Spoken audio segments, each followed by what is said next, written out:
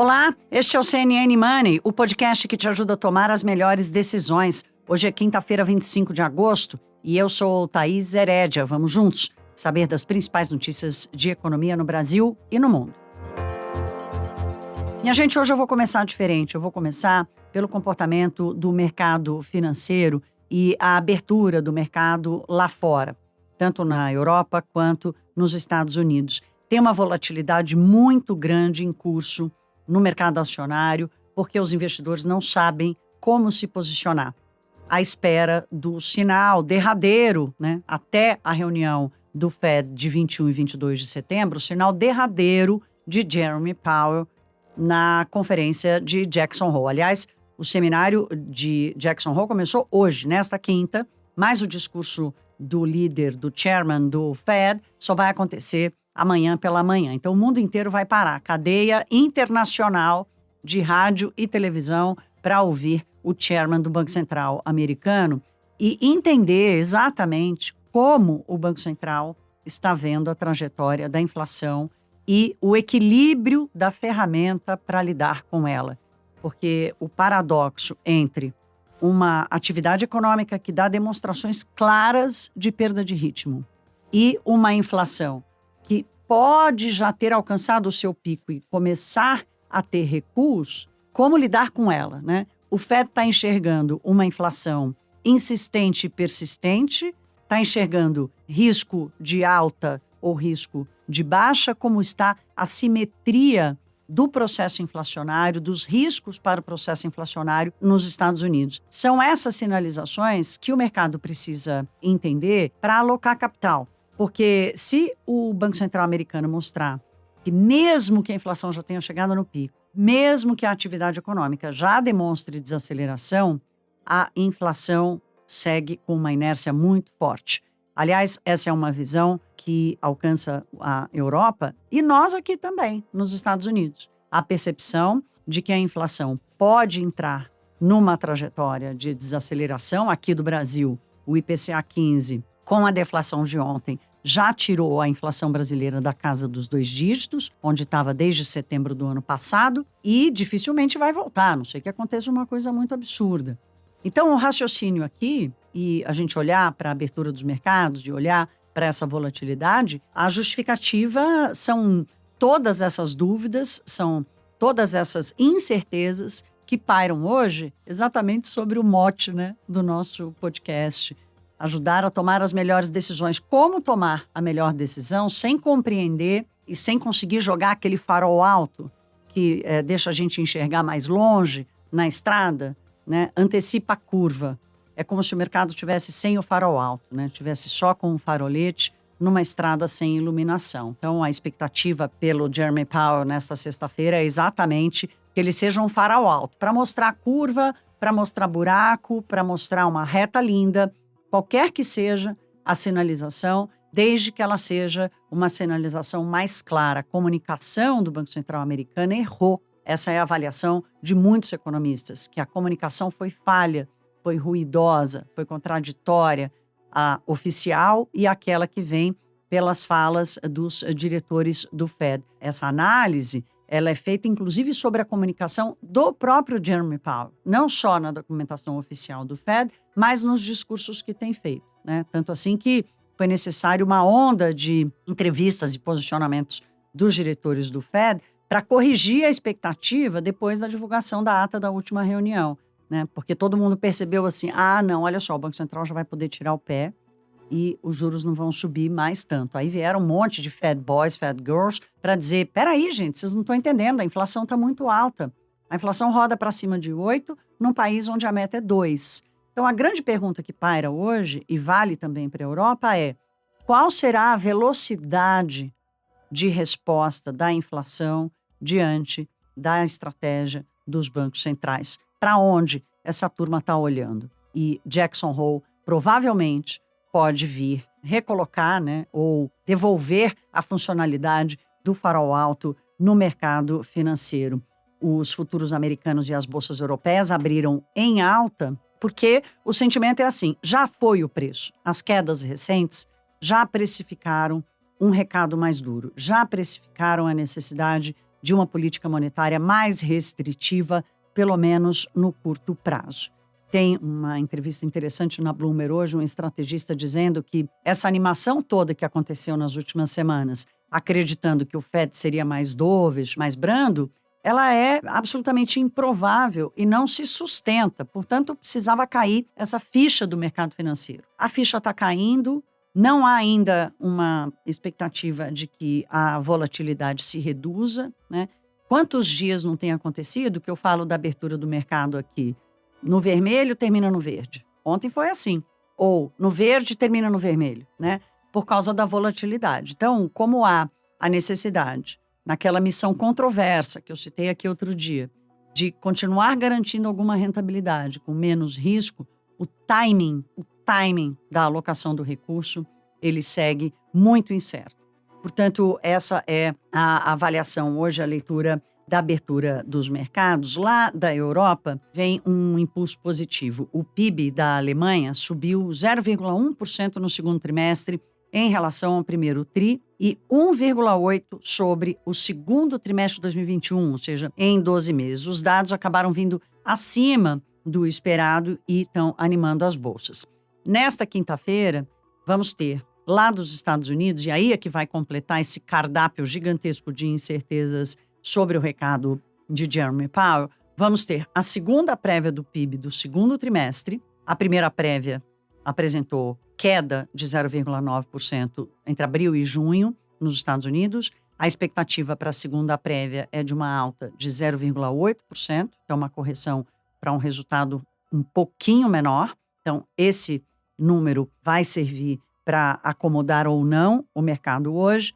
E o segundo dado é o índice de inflação mais importante para o Banco Central americano, que é o índice de inflação ao consumidor, que é um pouco diferente do nosso IPCA aqui, né? O chamado PCE, ou PCA em inglês. Esse também sai hoje e há uma expectativa de acomodação do dado. Portanto, com dados de atividade mais um indicador de inflação importante, vai se formando o quebra-cabeças na expectativa da trajetória da economia dos Estados Unidos e, é claro, nós vamos trazer aqui todas as repercussões sobre isso.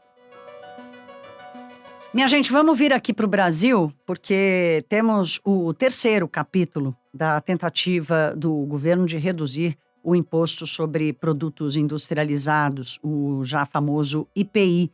O governo acabou cedendo à pressão política, tanto dos políticos da Amazônia, quanto do Supremo Tribunal Federal.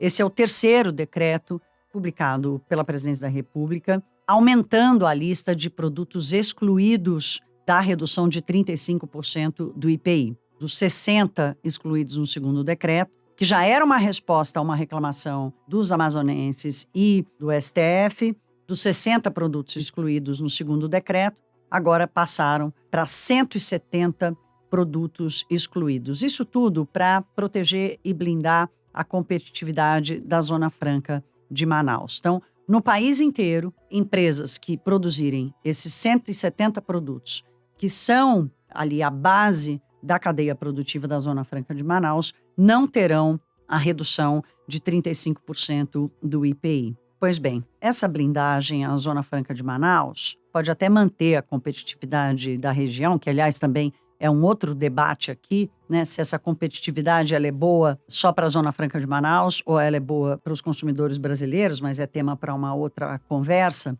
Mas, ao mesmo tempo, aumenta a distorção do sistema tributário brasileiro, minha gente. Nós já somos famosos pelo manicômio tributário ou pelo sistema mais caótico do mundo ou mais complexo, para ser mais elegante, na análise. O ministro da Economia, Paulo Guedes, ele vem defendendo que o governo está fazendo, sim, uma reforma tributária que ele chama de silenciosa, já que aquela mais ampla, que simplificaria o sistema, né, por mais tempo, mas reduziria esse sistema regressivo que acaba se impondo e cobrando mais impostos de quem ganha menos. Esse debate mais amplo, ele perdeu espaço. Quem venceu foi a política, que impôs, por exemplo, a redução do ICMS sobre combustíveis, energia, telecomunicações e transporte, né? Então, se não houver nenhuma resistência ou uma nova resistência do STF, por exemplo, A redução do IPI, e aqui tem a parte boa dessa história, é que a redução do IPI pode sim gerar queda nos preços dos produtos industrializados, né? Que, aliás, são uma preocupação quando a gente olha para dentro da inflação. Tem um outro lado dessa história, que é a perda de arrecadação. O IPI é um imposto ruim. O ICMS também é um imposto ruim. Aliás, todos os impostos cobrados sobre o consumo no país são ruins. É por isso que precisava fazer uma reforma tributária mais ampla, né? Aquela que unifica os impostos sobre o consumo, reduz a incidência da tributação sobre o consumo no total dos tributos e impostos cobrados no país, mas isso ainda não aconteceu. Portanto, há uma preocupação, sim, de melhorar o sistema. O IPI é um imposto ruim, ele prejudica a cadeia produtiva, ele penaliza, ele distorce a formação de preços, mas, de qualquer forma, essa reforma está sendo feita em pedaços. Hoje, no Money, nós recebemos o Murilo Viana, que é especialista em contas públicas, e eu quis saber dele exatamente sobre essa perda de arrecadação. Afinal de contas, ela vai fazer falta? Como é que ela vai resolver a perda de receita, que já é uma realidade para os estados, por exemplo, e também para o governo federal com as desonerações que ele já fez? Vamos escutar o Murilo Viana.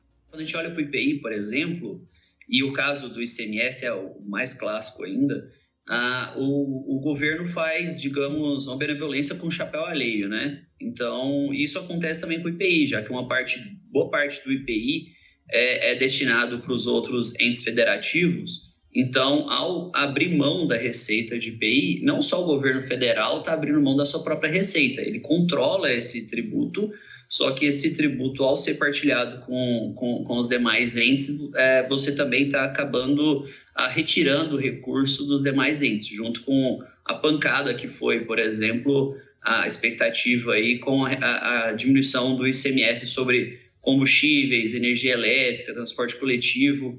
Então, tem que ter esse olhar sistemático. E essa perda de arrecadação, ela vai bater forte a partir do ano que vem. Os analistas, nós já estamos visualizando isso, uma desaceleração de muitas das fontes de arrecadação do governo. Isso é tido, por exemplo, com a elevação dos juros, uma diminuição do ritmo de crescimento econômico e também uma suavização aí com o preço do petróleo, entre outros componentes, deve fazer com que a arrecadação arrefeça aí na frente. E a gente tem um buraco fiscal e, mais do que isso, também tem uma insustentabilidade da nossa principal âncora fiscal, que, no caso a federal, aí, é a questão do teto de gasto. Então, o que vai ser colocado no lugar? Como vamos ancorar a expectativa? O que os agentes podem esperar em relação a cenário fiscal para os próximos anos? É fundamental para poder alocar recurso. Um investimento que demora 30 anos para maturar precisa ter alguma previsibilidade para ter todo esse cenário levado em consideração. Tem um outro trecho da conversa com o Murilo Viana sobre o projeto de lei orçamentário do ano que vem, a chamada PILOA. O governo tem até o dia 31 desse mês para apresentar ao Congresso Nacional a lei do orçamento, né? Como é que vai ser o orçamento de 2023. E a gente sabe que, por exemplo, o aumento do auxílio emergencial de R$400 para R$600 não cabe. O reajuste da tabela do imposto de renda também não cabe. Cabe, talvez, o reajuste aos servidores federais, que estão sem receber aumento de salário há pelo menos 3, 4 anos, em algumas categorias até mais tempo do que isso.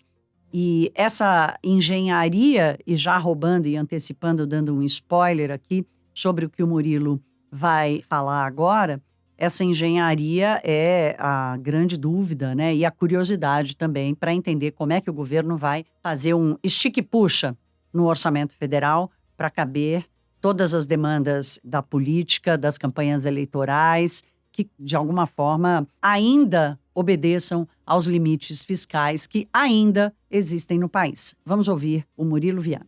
A expectativa é de que o governo faça alguma engenharia ali, uma interpretação um pouco, digamos, heterodoxa em relação ao PILOA, né? Que é justamente colocar os R$400 dentro do projeto de lei para poder comportar ali dentro do teto de gasto, mas, ao mesmo tempo, enviar uma mensagem falando da expectativa de manter os R$600 para o ano que vem. Ou seja, manda o projeto para cumprir formalmente o envio, mas já sinaliza que, possivelmente, no pós-eleição, vai poder vai criar alguma medida extra-teto, por exemplo, para poder colocar os R$600. Minha gente, o CNN Money de hoje vai ficando por aqui. Tem uma agenda fraca de indicadores econômicos no Brasil e, claro, vamos continuar repercutindo e acompanhando o que está acontecendo na economia internacional também. E na sexta-feira, amanhã, eu estou de volta. Até lá, se cuidem. Um beijo e até. Com apresentação, pauta e coordenação editorial de Thaís Herédia, este podcast é produzido pela CNN Brasil com edição da Maremoto. Produção Larissa Coelho e Fabrício Julião. Edição e sonorização Ana Mariquito. Coordenação técnica Paula Weinberg e Felipe Gomes. Coordenação de produto Verônica Schneider. Você também pode ouvir o CNN Money no site da CNN Brasil. E aproveite para conhecer os nossos outros programas em áudio. Acesse cnnbrasil.com.br/podcasts.